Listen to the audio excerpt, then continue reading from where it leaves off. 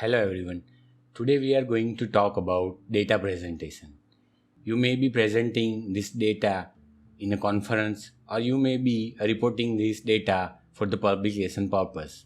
So whatever the purpose, but if you are choosing a proper tool and you are communicating properly, then your aim or your objective would be suffice. Or whatever the purpose you are working for, that will be solved if you are properly communicating using a text, table and proper graphs. So let us talk about tables and graph, a way of presenting data. How tables and graphs would be used to presenting our data. So let us dwell in the process of making tables and graphs, how it should be made, how it should look, what errors should be avoided, what is the broad guideline to construct tables and graphs. So let's get started. You might have seen this graph several times. Can you recognize this graph? Yes, exactly. This is a Bombay Stock Exchange graph of the Sensex. Basically, it is a graph which shows the trend of market. So most of the people who are investing in share market, they are very eager to see this graph every day. Every day they are studying this graph to know that whether they are losing or they are gaining, or the better time to invest in the stocks. So that is how it helps. This is the another example where the data has been presented in the form of text. This is the ICC ranking of our cricketers, showing their rank and their points they have gained during the ICC ranking. So it is in this text format. Okay, the same data can be presented in nice, beautiful table format. So what do you think? Which one was better? Whether the text one or the table one? Table one, isn't it? Because it is having the more information. At the same time, the structure is so that it made the comparison easy. You can easily make out that the Ravindra Jadeja is at the top and the other batsman after that in that numbers. So that is how data can be presented in the text format or in the table format. So before we go further, let us discuss what is data. So data is a piece of information. So basically whatever the information or whatever the information from the survey we are collecting, that is known as data. Now what is types of data? Types of data can be two: qualitative data and quantitative data. What is qualitative data? Qualitative data is a thing when you are collecting data regarding some characteristic. What is characteristics? Characteristics means it may be present or absent. Like for example, if you are asking someone that whether you are ill or not, whether you are sick or not, that will be the answer in the form of yes or no. So that is known as the categorical or qualitative data. Result can be presented in a four-way: text, semi-tabular, tables, graphics. We are not going to discuss about the text, but basically today we are going to discuss about the tables, semi-tabular and graphics. So tables, semi-tabular is almost same, and so basically tables and graphs. How to prepare tables and graph.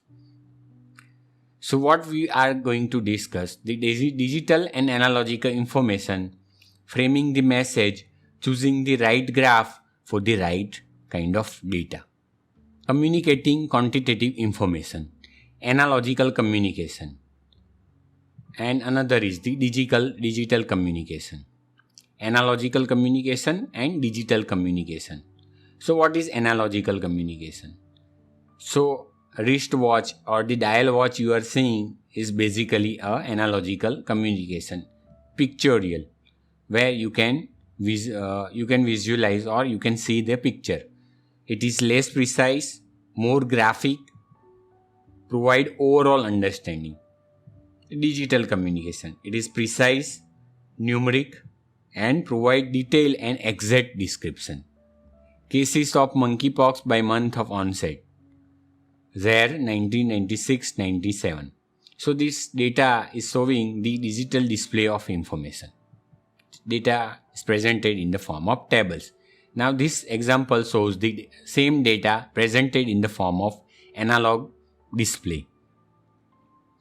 So it shows the x-axis months of onset, and on the y-axis number of cases. Tables.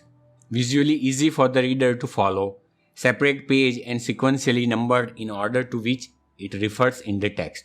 Table is used not only to present data but also to show relationship. As we saw in the ICC cricketers ranking tables, that the relationship, who is having the highest score, who is having the lowest score, like that relationship. So what should be avoided while making tables? Avoid visual puzzles, poorly organized data, series of complicated numbers, important data obscured, unnecessary frames, lines, coloring, and decoration. Tables are having a specific component and which should be there for properly constructing tables. For example, tables should have a proper number as they are appearing in the text, then title, column headings, unit of measurement if it is there, like in this example, age, whether it is in months or year. Then row headings, footnotes, subheadings. This is known as cells. These are the cells of table, and inside the cells we have data. This is another example of properly presenting our data in tables. Another important thing is, while presenting your data as a mean or standard deviation score, you should always mention the numerical definition.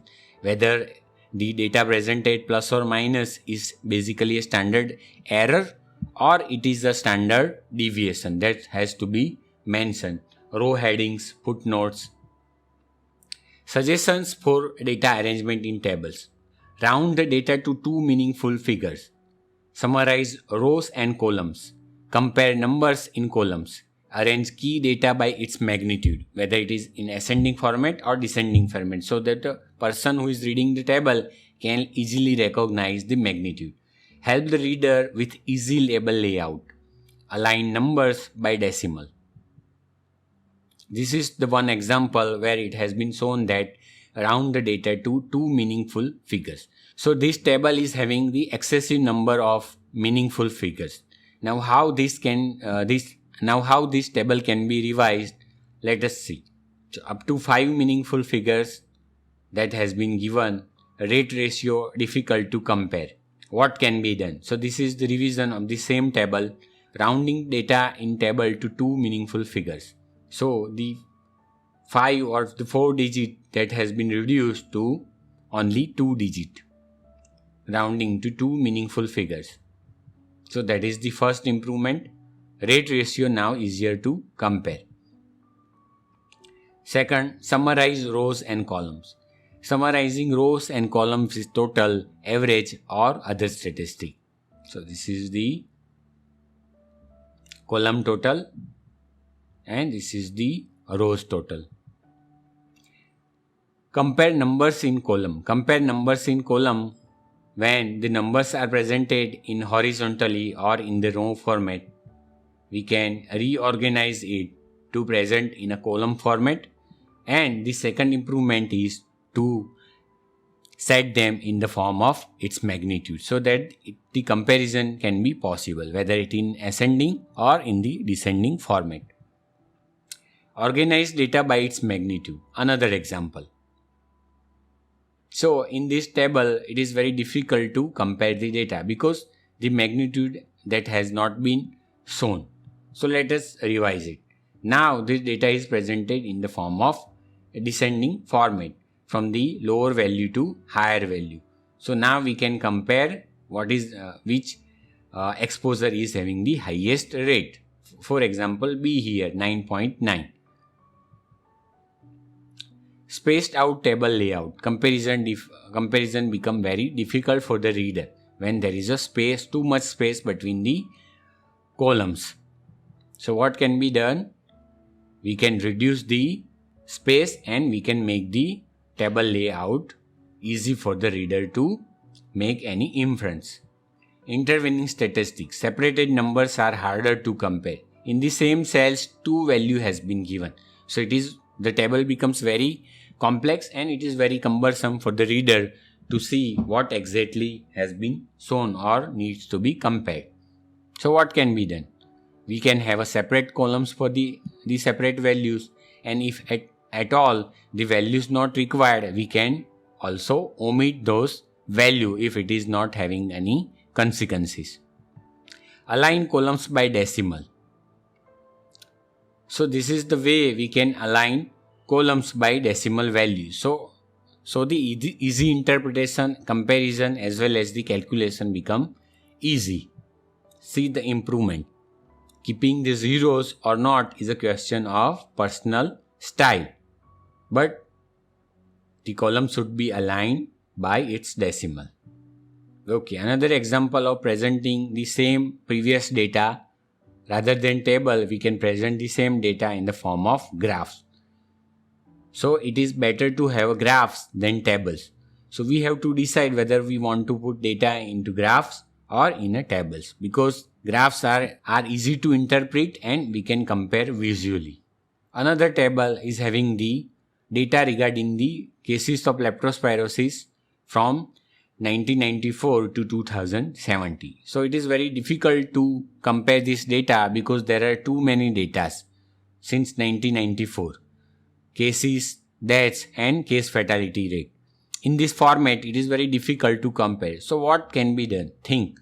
What modification can be done so that this data become easily interpreted and visually appealing? Simple. We can have a trend of leptospirosis in South Gujarat for last 24 years, and we can present the same data in the form of histogram or line diagram. So x-axis is having the years and the y-axis showing the number of cases per year, and the another line is showing the case fatality rate. So now it is very easy to interpret that case fatality rate is 0 during the 2001. It is again become 0, almost near 0 in 2050, and highest cases during 2005, 2006, against the peak 2010, 2011. So it is showing the trends. So it raised the questions among the audience, why it is happening, why this trend, why there were no cases in 2001, why there were few cases in 2050. These kind of things can be expected from the audience. Query, question, inquisitiveness. Do not add digital information on graphs. Use graphs to communicate analogical data. Addition of digital information will attract the eyes of some of the audience, may distract from the key analogical idea. Exact figures may be provided in the script. So the numbers can be spoken rather than the written on the graph. That is what I want to convey.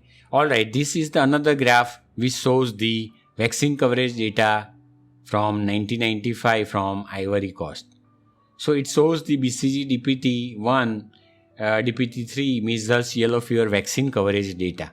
So there is no need to show numbers. The exact percentage does not add anything and may be distracting. So it can be omitted. Simple. Presented in a way that it raised the curiosity or it engage your audience. Use one graph to get one idea across. Don't use graph if there is nothing to say.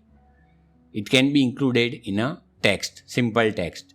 Frame the idea to communicate. Identify the graph that matches this idea. Eliminate unnecessary information. If there are two ideas, use two slides rather than putting the same idea in the one graph. So if you are going to present the percentage and you are going to show the proportion out of total, then pie diagram would be better choice. If you are going to show the multiple proportions out of total, then there would be a bar diagram.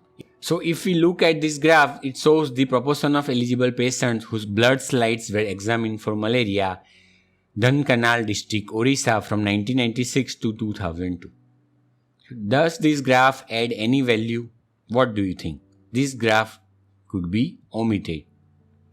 Keep the ink to data ratio low. All elements on graph must be justified. Eliminate distracting, non-essential element. You can avoid secondary axes, grid lines, 3D effects. All elements on the graph must be justified. Avoid unnecessary beautification of graph. Adding grid lines, 3D graph, too much color, distracting colors, multiple axes, secondary axes, use of multiple information in the same graph. This can be avoided. Dragon-Kulosis incidence 89 to 92. So, what do you think? Nice 3D diagram with trend lines. Truly, it should be avoided. The vertical axis of graph is known as the y-axis or ordinate of the graph, and the horizontal axis of graph is known as the x-axis or abscissa of graph. Frequency distribution. Now we are going to talk about the various types of graphs. Frequency distribution. Graphical presentation of frequency distribution of continuous variable. When you are dealing with the continuous variable, you can use histogram. Rectangles drawn in such a way that their bases lie on linear scale representing different intervals. Areas are proportional to frequency of the value within each of the interval. Epidemic curve is an example of histogram, also known as the frequency polygon when you are joining the center point of the each bar. Urinary iodine excretion status 24 North Parganas, West Bengal, India 2004. This data shows on x-axis the class interval of urinary iodine excretion level, microgram per liter, from 0 to 19.9, from 0 to 20, 20 to 50, 50 to 100, 100 to 300, and so. So this is the class interval of urinary iodine excretion shown on x-axis, and on y-axis shows the percentage of the people having the value. So this is the example of histogram. Cases of acute diarrhea by date of onset, Parbatia, Orissa, India, of 41 patients. So on y-axis shown the number of cases, and on x-axis date of onset during the November month, known as the epidemic curve. Again, line graph for time series. Malaria in Kursang block, Darjeeling district, West Bengal, from 2000 to 2004. So it is having the two lines, incidence of malaria and incidence of P. falciparum malaria. So you can see the clear trends can be visible that the cases are occur basically during the monsoon month, that is starting from the June, end of August, September, October. So basically it shows the trend. Proportion of a total presenting selected characteristic. Breakdown of total in proportions. Whenever the data requires breakdowns of total in the form of percentage, you must show the data with the help of pie chart. This is the example of pie chart. Types of unintentional injury, Tiruchirappalli, Tamil Nadu, India, 2003. So what it shows? Incidence 9.6 per 100% month. 95% confidence interval is also shown. So what it shows, the pie diagram, out of total cases, the minor injuries 35%, road 10%, fall 32%, bite 16%, burn 7%. So total data has been presented in the form of proportions. So that proportion can be shown as a pie diagram. Proportions of total presenting selected characteristic. Breakdown of more than one total into proportion. When you have more than one total, you can show it using bar charts cumulated to 100%. This is the example. Estimated and projected proportion of deaths due to non-communicable disease, India, from 1990 to 2010. So it shows the proportion of the deaths due to injury, communicable disease and non-communicable disease by different colors. But it is out of total deaths for each year. That is why it has been shown as the cumulated bar chart. Alignment allows comparing proportion across the groups. So here we can see that there is a rising trend of non-communicable disease from 90 to 2010. So that kind of comparison is again possible. Comparing proportions across group. If there is remember, this is very important. When you are comparing proportion across groups, if there is no logical order, you can have horizontal bar chart. sort according to decreasing proportions. So if there is no logical order, then that data should be presented as a horizontal bar chart. Arrange the bar in the form of their magnitude. What is that? Let me show the diagram. So this is the causes of non-vaccination as reported by the mothers, Bhubaneswar, Orissa, India 2003. So these are the reason for non-vaccination: lack of awareness, child sick, lack of motivation. So you can see here that there is no logical order, but the bar diagram is presented in the form of its magnitude. So it's looking very beautiful. Okay, then if there is a logical order, you can present your data in the form of vertical bar chart. If it is not a continuous variable, do not display axis. If it is a continuous variable, display axis. Remember this. If it is not a continuous variable, there is no need to display axis. If it is a continuous variable, then you can have the x-axis and the data related with it. This is the example of vertical bar chart gradient but not quantified, no x-axis. So there is a logical order here: non-primary, secondary. So similarly, primary, secondary, tertiary, this kind of logical order is there, then you have to present your data as a vertical bar diagram, and at the same time you can omit the x-axis. There is no need. Alright, this is the data of vertical bar chart, quantified gradient. X-axis has been shown. Why? Continuous data and the logical order both are present. So if there is continuous data, then you can show the x-axis. Again, there is the logical order 30 to 39, 40 to 49, and so. The prevalence of hypertension by age and sex. Again, this is the example of histogram or epidemic curve, confirmed COVID-19 cases of Surat during 2020. Avoid juxtaposition of bars. Juxtaposed bar charts are confusing. There are three options. Eliminate one category of data if not relevant. Split the graph in two. Use cumulated bars when applicable. What is that? Cases of monkeypox by month of onset. There, again the same graph, 1996, 1997. This graph we already saw previously. So what is the complexity here? So the bar diagram is shown as a juxtaposed. Primary cases has been shown, and these are the secondary cases and these are the primary cases. So the primary and secondary cases are shown as a juxtaposed bar diagram. So this becomes sometimes confusing for some people. So what can be done? How it can be improved? So what you can do? This same graph can be presented as the cumulated bar. Respect the present representation of the dynamics of the outbreak and illustrate the breakdown of cases. So again, secondary cases and primary cases. But what differently here done? The same data has been presented as accumulated bars. Now let us understand the algorithm. Now let us understand the flow chart of preparing charts or diagrams. When and how the chart should be prepared. What is the logic? Let us understand that.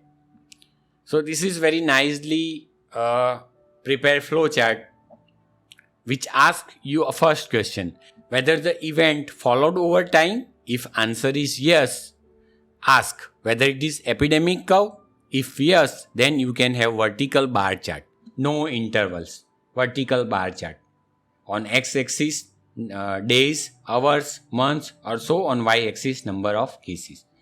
If no, if it is not epidemic curve and simply you are showing trends or cases yearly, monthly, then show line graphs where the time series has been shown. Line graph. On y-axis number of cases, on x-axis again time interval. Okay, if event followed over time, the answer is no, then frequency distribution. If yes, then histogram.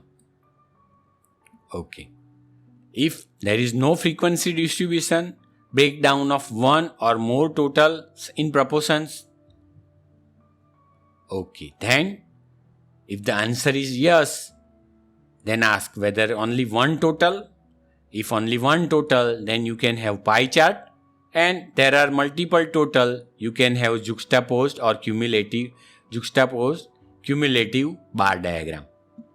If the answer of breakdown of one or more totals in proportion is no, then you should ask, is reporting proportions in various categories? If it is yes, ask whether the logical order of the categories.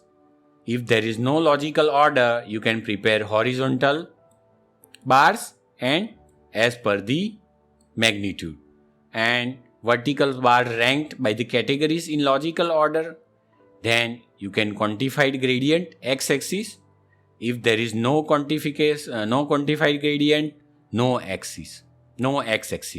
So this flowchart is very useful while preparing a graph. So what is the take-home message? So the important message here is, when you want to use graph, whether you want to present your data in tables or you want to use graphs.